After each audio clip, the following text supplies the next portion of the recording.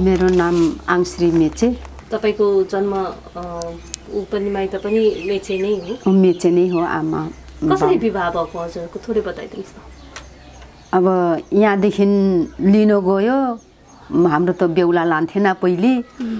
अनि यहाँदेखि जन्ती जानुभयो, रात बसेर उहाँदेखि एक रात बसेर भोलिपल्ट ल्याउँथ्यो। त्यो पनि राँगा गाडीमा ल्याउँथ्यो पहिले त, गोरु गाडीमा, राँगा गाडीमा। अनि लुगाहरू पनि यस्तै मैले भने नि अघि, त्यो मियाहरू लुङ्गिन लाउँदैन हो, त्यस्तै पेटानी थियो। अब आर्थिक स्थिति नै थिएन, लुगा त थियो होला, अब किन्नु नसकेर पेटानी मात्रै लाउँथ्यो। अनि ल्याएर यस्तै बाठोमा हाम्रो पहिलाको जमानामा चाहिँ दुईटा, एउटा भाले एउटा पोथी, बिहे गर्दा हामीलाई भित्राउँदा एउटा भाले एउटा पोथी काट्थ्यो यस्तै ऊ बाठोमा। अनि काटेर फ्याल्थ्यो। अनि बेहुला चाहिँ यस्तै मूल घर हो यो। अनि बरन्डामा बस्थ्यो, अनि ठेलेर लडाउँथ्यो। जे अब त्यो के भन्छ, हाम्रो दिदीलाई, अब हाम्रो दिदीहरू चाहिँ त्यस दिन चाहिँ ज्वाइँलाई चाहिँ छुनु पाउँछ भनेर त्यही दिन बिहेको दिन चाहिँ अनि पल्टाइदिन्थ्यो। अनि त्यहाँ चाहिँ सुपारी, पान दुईटा, सुपारी दुईटा, अनि 5 रुपियाँ पैसा हुन्थ्यो। अनि त्यो चाहिँ लिन्थ्यो उनीहरू, जसले पल्टाउँछ त्यसले।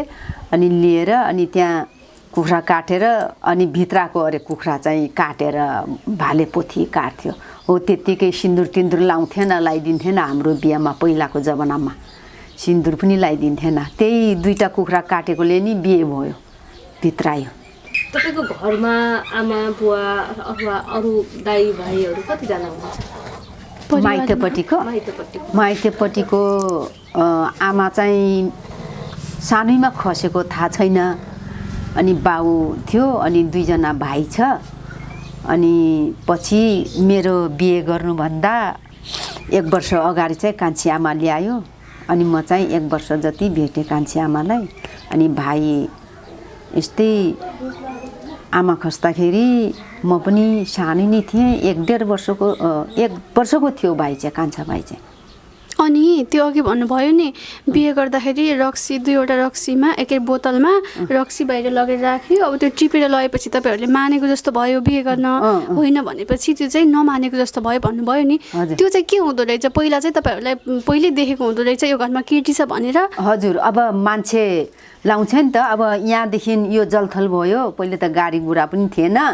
अब उता पनि यता पनि आफन्त भएर फल्नाको छोरी छ ल्याउने भने त्यस्तै मान्छे राख्थ्यो। अनि लगिदिनु, त्यो यस्तैमा राखिदिनुपर्छ 2 बोतल रक्सी। अनि त्यो मान्छेले गएर भन्छ तपाईँको छोरीको बिहे गर्ने बेला भयो भनेर सोध्छ। अब सोच्नु पर्यो, बिहे त गरिदिनु पर्यो होला भनेर भन्थ्यो। अनि त्यही गाउँकै मान्छे हुन्थ्यो 1 जना। अनि यतादेखि 2-3 जना गयो। अनि आइमाईहरू 2-3 जना, लोक छोरा मान्छे 2-3 जना गएर अनि 2 बोतल रक्सी राखिदिन्छ त्यहाँ। अनि मन्जुर छ भन्ने त्यो अब आइमाईहरू 2-3 जना, गाउँको 1-2 जना बोलायो। अनि यताबाट गएको 1-2 जनालाई अनि त्यो घर परिवारको मूल्य मान्छेले भन्नुपर्छ, चाहे छोरा मान्छे होस् चाहे छोरी, चाहे मेरो आमा होस् बाउ होस्। अनि त्यो रक्सी उठाएर बाँडिदिनु भन्दाखेरि आमा बाउले चाहिँ सल्लाह गरेर दिनु विचार छ भन्ने हुन्थ्यो। अनि त्यो रक्सी उठाएन भने अनि अब खानासाना छ भने खानासाना खुवायो। अनि त्यो रक्सी फिर्ता लिएर जानु भन्थ्यो, दिनु विचार थिएन भने। अनि तपाईँले चाहिँ बिहे गर्दाखेरि अब त्यो आउने दिन त भइहाल्यो, त्योभन्दा अगाडि चाहिँ तपाईँको श्रीमानलाई देख्नु भएको थियो कि नै कहिले? देखादेखि हुन्थेन हाम्रो पहिले। आमा बाउको मन्जुरले नि, खुसीले नि। यता मलाई पनि हेर्नु जानुभएको थिएन, म पनि देखेको थिएन, यो जलथल त देखेको थिएन मैले। अनि मेरो श्रीमान पनि उता देखेको थिएन। अनि हामीलाई त यता पनि सासूले उता गएर त्यस्तै कुराकानी गरेर त्यो गएर बाबुहरूसँग अनि अब यस्तै भन्यो होला नि त। अब हामीले त सुन्ने कुरा आएन। पहिले त कस्तो लाज लाग्थ्यो आमा बाउदेखि, सासू ससुरादेखि। अनि अलिक सानै पनि थिएँ। अनि त्यो गरेर हामी त देखादेखि भएन। अहिलेको त बेहुला बेहुली हेराहेर गर्छ नि, गर्थेन हाम्रो, गरेन। अब ल्याए हुन्छ भनेपछि हुन्छ, बिहे गर्छ। आमा बाउले यतापट्टि केटापट्टि पनि म त्यही बुहारी ल्याउँछु भन्दा पनि छोरा मान्छे मान्ने, उतापट्टि पनि अब जानुपर्छ छोरी भन्दाखेरि नआउँ भन्दा पनि भएन। अब सबै त्यस्तै रहेछ सबैजनाको मेचे समुदायमा चाहिँ अब हामी चाहिँ केटाकेटी पहिला देखादेख पनि भएको थिएन त्यो ल्यायो अनि यहीँ बिहे गरेर अनि अहिले त रातो ढकमक्क छोप्छ नि त पहिले हाम्रो सेतो कपडा ल्याउँथ्यो ऊ त्यो घुम्टो ओर्नु चाहिँ ल्याएर बेसर लगायो पहिलो बनायो अनि त्यही घुम्टो ओराएर ल्याउँथ्यो बेहुलीलाई पनि बेहुलालाई एउटा बेहुलीलाई एउटा बेहुलीपट्टि चाहिँ ल्याउँथेन घुम्टो बेहुलापट्टि नै लानु पर्थ्यो घुम्टो चाहिँ ओराएर ल्याउनु। अहिले चाहिँ कस्तो छ? अहिले चाहिँ अब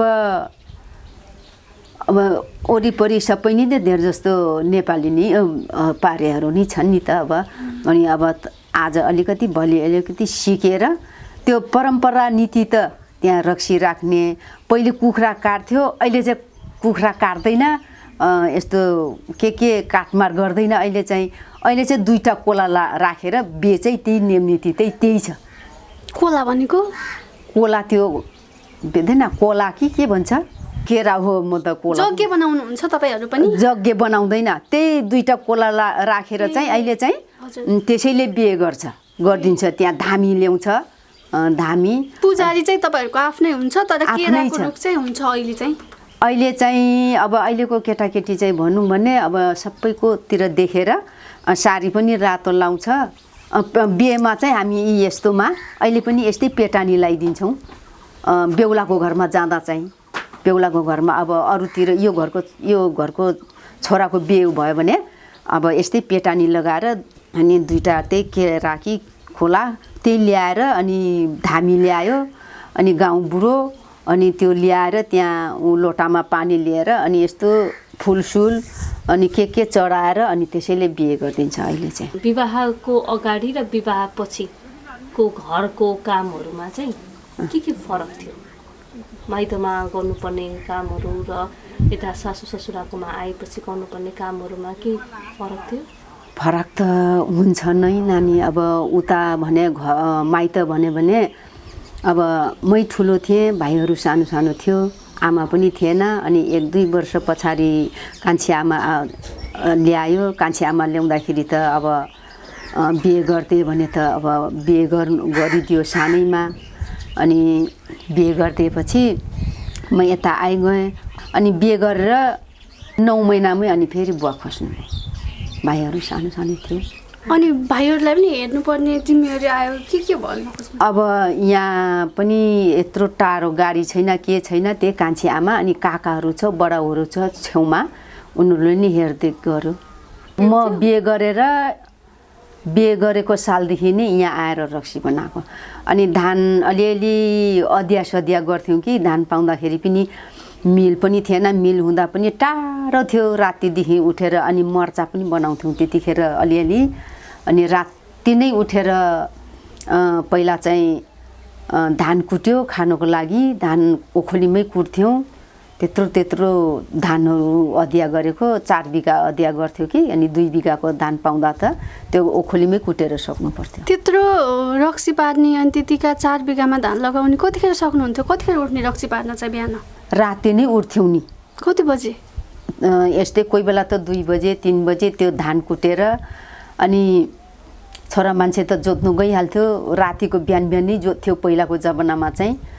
अहिले पो बिचमा पनि जोत्थ्यो अब ट्र्याक्टर आएको त 1-2 वर्ष मात्रै भएको छ अब भनौँ न यस्तै 6-7 वर्ष भयो होला ट्र्याक्टरसँग जोत्ने। पहिले त छोरा मान्छे पनि उठेर हिँड्यो ढाडमा रक्सी बोक्थेँ म अगाडि काखमा नानी लिएर रक्सी पुर्याउनु जान्थ्यौँ यस्तै गरेर त्यो गरेको। तपाईको यो पहिलो बच्चा जन्मिँदाखेरि घरमै पाउनु भएको? घरमै पाएको म 3 जना पायो 2टा छोरा एउटा छोरी घरमै पाएको। तिनटै घरमै पाएको? तिनटै घरमा पाएको। अब पहिले यता दोकान भन्ने के भन्ने यहाँ बजार भन्ने ती भद्रपुर मात्रै थियो कहीँ पनि केही थिएन यहाँ। यो अहिले यहाँ भनौँ भने मलाई बिहे गरेर ल्याउँदाखेरि यहाँ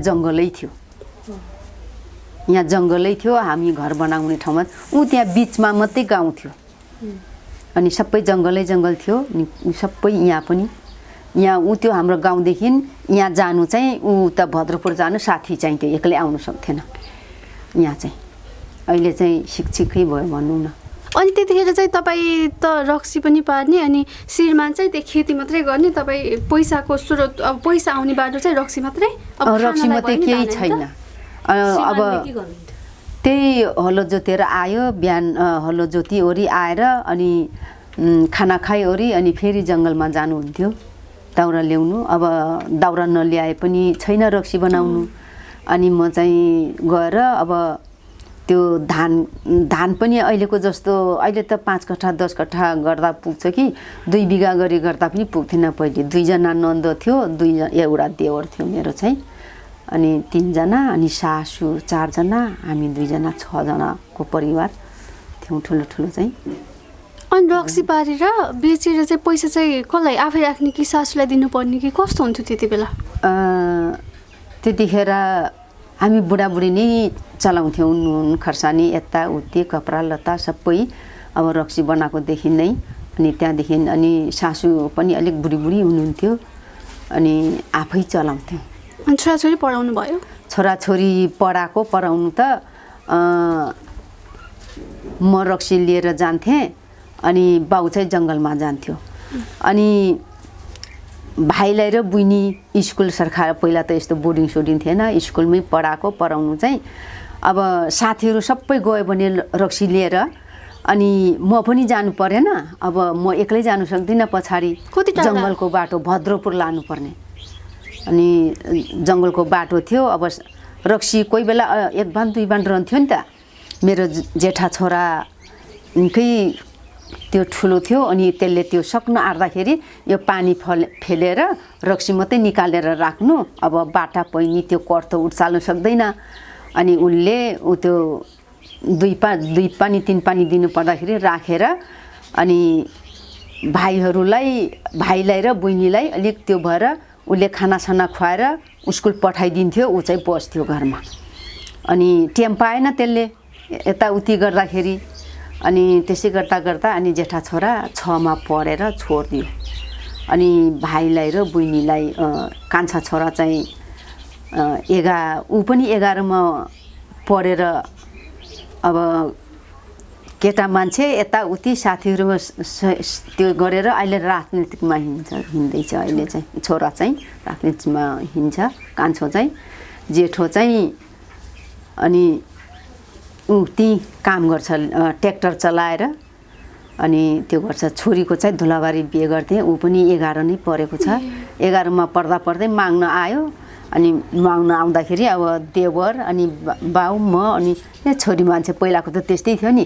11 मा पढिसक्दाखेरि 3टा इल्जाम दिएको थियो, एउटा मात्रै थियो पास भए पनि फेल भए पनि यो साल बिहे गर्दिनँ भन्दै थियो छोरी जबरजस्ती। अनि काकाहरूले बाउहरूले जबरजस्ती बिहे गर्थ्यो। अनि जाँच दिन आइज न त भनेको, रिसले आइन। म बिहे गरिसकेपछि अर्काको घरमा गयो भने के हो भनेर आएन। कति वर्ष भयो अहिले बिहे गरेर पठाएको? कति भयो? 11 वर्ष भयो। छोरीको बिहे गर्दाखेरि चाहिँ त्यो दुलाहरू के अरे बेहुलाहरू आउने चलन थियो कि छोरीको बिहेमा चाहिँ बेहुला ल्याउने चलन आइसकेको थियो। अनि जेठा छोराको मैले 16 वर्षमै बिहे गरिदिएँ, काम त्यो सघाउनु नभएर 16 वर्षमै ल्याइदिएँ। छोरीले चाहिँ आफ्नो बेहुला चाहिँ हेरेरै बिहे गर्नुभयो? छोरीले चाहिँ हेरेर नै बिहे गर्यो। अब छोराले चाहिँ हेरेन, छोराले चाहिँ देवर म गएर उता धुलाबारीतिरको अनि हेर्न गएको। अनि उहाँहरूको पनि आमा बाउको आर्थिक स्थिति कमजोरी रहेछ कि। अनि मेरो छोरीलाई मन परायो भने लानु बिहे गर्नु। अनि म भोलि पर्सि के हुन्छ यस्तै सारी तारी के हाम्रो त्यो दाइजो दिँदाखेरि थाल बटुको दिनुपर्छ अरे भनेर, अनि पछि दिउँला, अहिले लगेर बिहे गर्नु भनेर छोरालाई 16 वर्षमा बिहे गरिदिएको। जुन एउटा लुगा लगाएर आएको त्यति मात्रै दाइजो साइजो दिन्थेन। अहिले हाम्रो छोरीहरूको पालामा चाहिँ अलिअलि थाल बटुको चाहिँ दिनुपर्छ अरे, भोलि पर्सि मर्दाखेरि ऊ त्यसलाई दिनुपर्छ अरे, अनि मात्रै पाउँछ अरे, नभए पाउँदैन भन्ने कहानी हुन्थ्यो कि बुढाबुढीले त्यस्तै सुनाउँथ्यो। अहिले चाहिँ अलिअलि हुनेले दिन्छ, नहुनेले दिँदैन। अहिले चाहिँ हुनेले चाहिँ दिन्छ अलिअलि, यस्तै टेबल कुर्सी दराजहरू के पलङहरू अलिअलि उ त्यो अहिले चाहिँ आर्थिक स्थिति अलिक उ त्यो हुँदै गयो नि त अब भत्ता पाउँछ के पाउँछ यस्तै जम्मा पारिराख्छ छोरीको लागि भोलि पर्सि पढ्ने कि अब उमेर भयो भने त बिहे पनि गरिदिन्छ। त्यसैले गर्दाखेरि अब हामी सुँगुर पाल्छौँ नि त अब रक्सी बनाउँदाखेरि अनि एउटा दुईटा सुँगुर पालेर त्यही बेचेर अनि पहिले नै अलिअलि जोडिराखेको थियो सुन यस्तै आधी तोला 1 तोला सुँगुर बेच्दाखेरि जोडिराखेर सुनै पनि दिने चलन छ।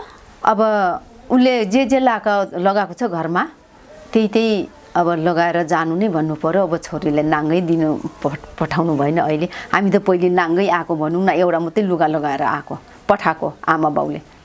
बिहेमा यही कपडा नै लाउने हो पहिला तपाईँहरूलाई दिँदाखेरि चाहिँ यही कपडै दिनुहुन्छ? यस्तै पेटानी मात्रै दिन्थ्यो। यो त अलिक राम्रै भयो नि पहिले त। अनि पातुलो त्यो लुङ्गिनहरू जस्तो पेटानी लाउनु हो त्यस्तै मात्रै दिएको हामीले त। त्यो दाइजो लिनु र दिनु चाहिँ मलाई त नराम्रो नै लाग्छ। किनभने दाइजो दिएर पनि त्यो काठ कुर्सी के दिएर कति दिन पनि जाँदैन। बरु यस्तो झम्टा लानुभन्दा अलिअलि त्यो उसको भत्ताको पैसा दिएकोले उसले गएर लगेर अलिअलि व्यापार बिजनेस केही दोकान सोकान गरेर खाओस् भन्ने मेरो विचारमा चाहिँ त्यस्तो। दाइजो त दिँदैन हाम्रो मेचेमा कि अहिले चाहिँ अब अलिअलि उ त्यो भएर हामी चाहिँ सुँगुर के बेचेर त्यो भत्ता पैसा दिएको त उनीहरूलाई नि पढाउनु पुग्दैन, उल्टै थप्नुपर्छ उनीहरूलाई। ठुलो क्लाससँग गयो भने पुग्दैन त। अहिले कति हजार दिँदैछ? 4,000 महिनामा दिन्छ। अनि 3 महिनामा भनौँ भने 30,000 35,000 गरी आउँछ फिस चाहिँ। अनि उनीहरूको भत्ताले पुग्दैन। अनि हाम्रो पनि राखेर थपेर पढाउँदैछौँ बरु हामी जस्तो चाहिँ नहोस् अब छोराछोरी नातिनातना भनेर। मेरो चाहिँ जेठा छोराको 2टा छोरी छ। अहिले उहाँ यहीँ चिल्ड्रेन स्कुलमा पढेर 12 पास गरेर ऊ आफू पनि पढ्दैछ अनि त्यहीँ पढाउँदैछ। अब उसलाई पैसाको त्यति आवश्यक पर्दैन अहिलेको जमानामा चाहिँ। अनि अस्ति काठमाडौँ गएर जाँच दिएर आयो। म त भन्नु पनि आउँदैन त्यो कुन 12 पास गरेर कतिमा पढ्छ त्यो पनि थाहा हुँदैन मलाई त। अब नातिनी केटी त्यो जेठाको चाहिँ। त्यसो भए तपाईँको जस्तो अब नातिनी छोरीहरू जस्तो चाहिँ धेरै नै पढ्ने भइसक्नु भयो। धेरै पढ्दैछ अहिले चाहिँ। यो भत्ता पैसा पाइकन चाहिँ मान्छे पढेर कति सुध्रेका छन्।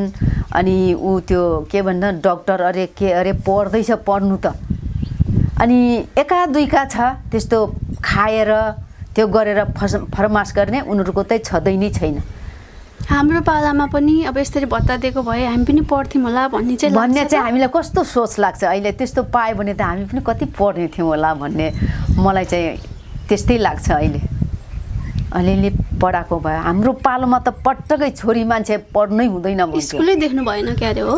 स्कुलमा जान्थ्यो छोरा मान्छेहरू अरूको देख्थ्यौँ। आफ्नो त भाइ सानो थियो त्यतिखेरमा 5 वर्ष बिना लिन्थेन पहिले त स्कुलमा। 5 वर्ष बिना। अब मेरो भाइ एकजना चाहिँ 4 वर्षको थियो, एकजना चाहिँ 1 वर्ष अलिकति नागेको थियो होला। 1 वर्ष बामी मात्रै सर्थ्यो, हिँड्न त जानेको थिएन। तपाईँ कति वर्ष हुँदाखेरि आमा खस्नु भएको भन्नुभएको रे? आमा खसेको म कति वर्ष थियो त्यो थाहै छैन मलाई।